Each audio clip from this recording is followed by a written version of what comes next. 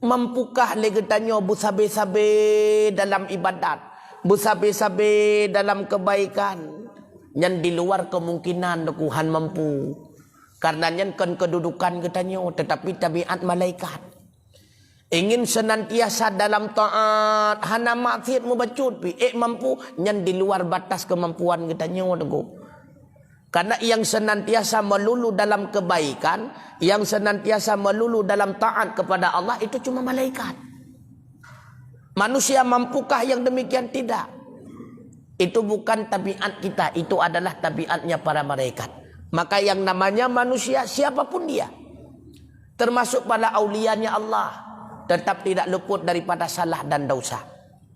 Kalau ada manusia yang tidak bersalah, berarti itu bukan manusia.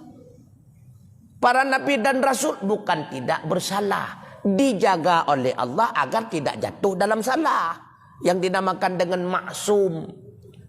Hakikat manusia mandung salah. Yang hana salah, yang hana dosa, nyenkan manusia.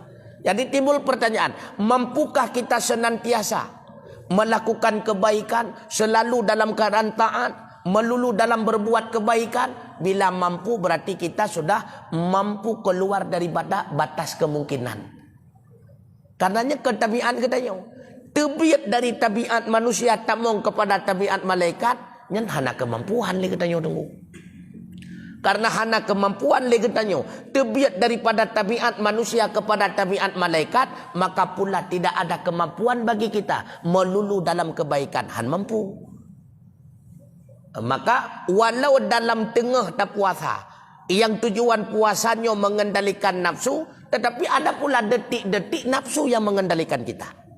Tujuan tak kendalikan nafsu, tetapi tengah tak kendalikan nafsu, nafsu yang ikendalikan katanya. Artinya apa? Artinya ada pula ruang-ruang untuk menggoda kita oleh nafsu sehingga jatuh kita dalam kesalahan. Nyo sangat. Pakan menanteku nyakenyo katanya manusia. Menyekan menankan manusia berarti.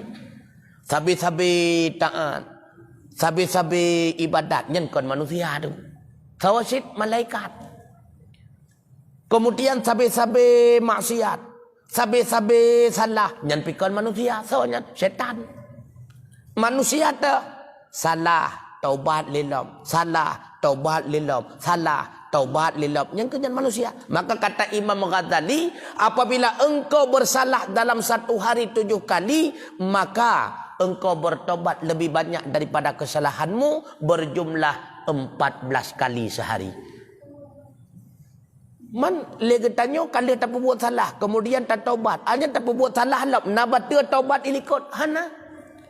Yang gayu abak getanya tinggalkan maksiat yang telah kita lakukan.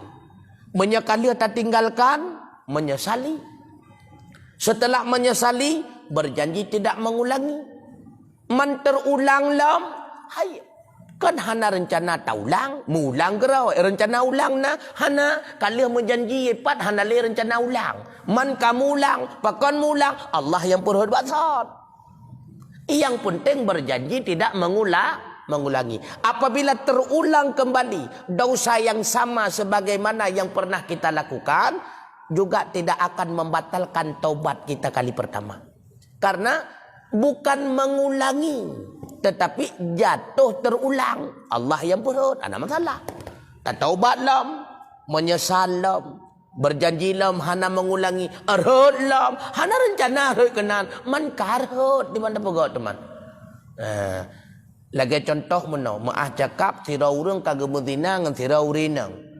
Leh kepubuat, tinggalkan, menyesali. Leh menyesali, berjanji tidak mengulangi. Rupanya 3 minggu kemudian kamu rempak lam 2 gelam seput. Na rencana hana bak merempak-rempak kalam. Ya, na batu taubat dilikut, hana batu dengkunya.